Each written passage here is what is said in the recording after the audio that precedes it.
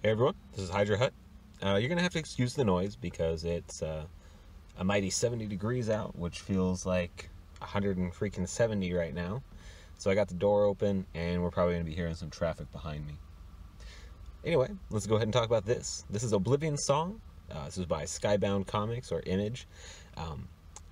Skybound used to print a lot of Frank Cho stuff. Now that the guy who basically destroyed IDW is taking control of Skybound, who knows if we're still going to be seeing a lot of Frank Cho stuff? I don't know. The guy's raging SJW, so we'll see what happens with that. Oblivion Song is good, though. This is from the creator of The Walking Dead, Robert Kirkman, the artist by Lorenzo De Felici.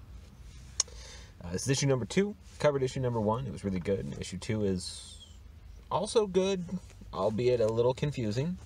Now that the excitement of new comics has worn off a little bit, I will say some of my complaints for this.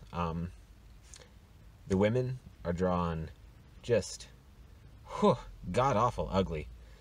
Maybe that Red Hood book and Dexter Soy's like on-point portrayal of hotness has spoiled me, but dear Lord, are the women unattractive. And I mean, just look at this cover. Doesn't that turn you on? That sexy woman there. Bleh. So it pretty much picks up right where it left off. We get a quick flashback to a scene we saw earlier, and albeit this is pretty funny, it's not supposed to be, but he's showing off his daughter. We get some monsters in the background, and then we see these people who are actually watching this, and it turns out that's live footage. Or not really live footage, but pre-recorded footage.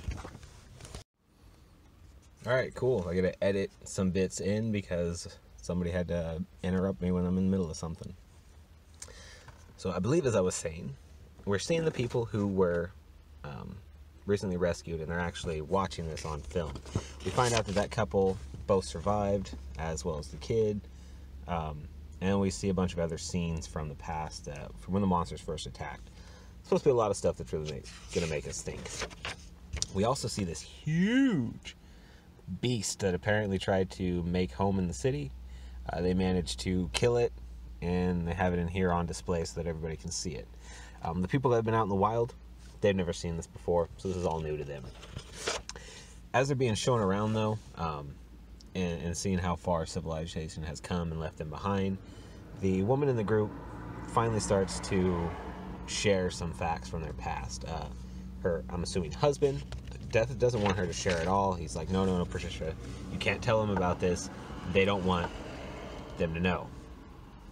Little argument happens, but basically, she tells our main guy that there's hundreds of people who basically created their own civilization.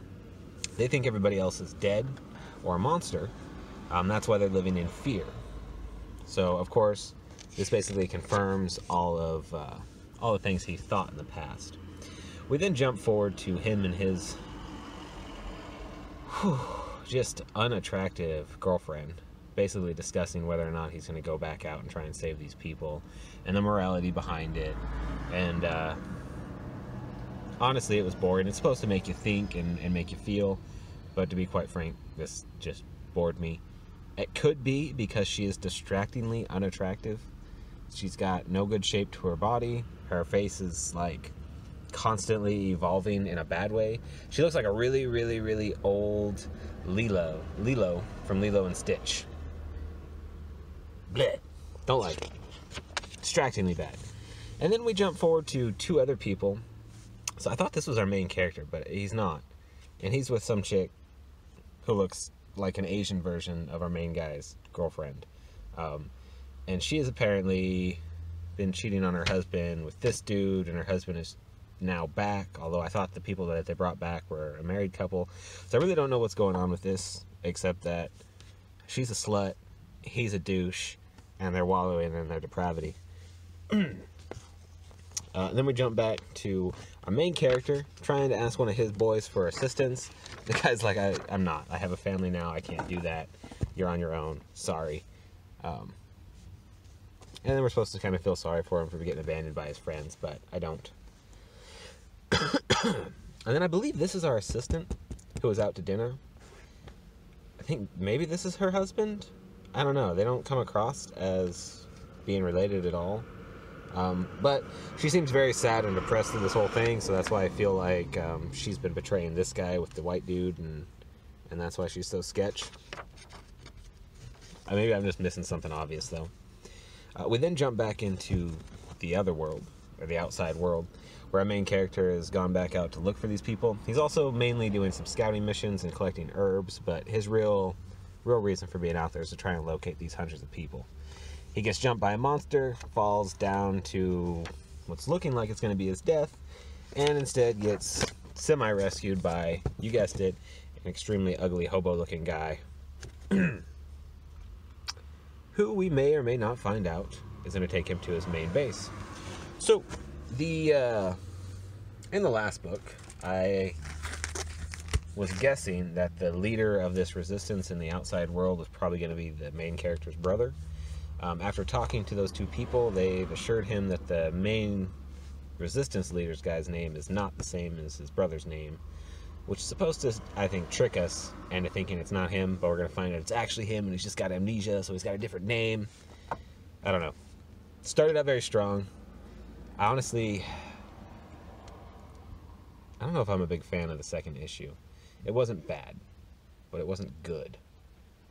So, if you're already reading it, pick it up, because there's definitely a storyline in here that you need to know. But, I don't know, maybe pick something else up too, because you're getting kind of bored. Anyway, thanks for watching. Hail Hydra, baby.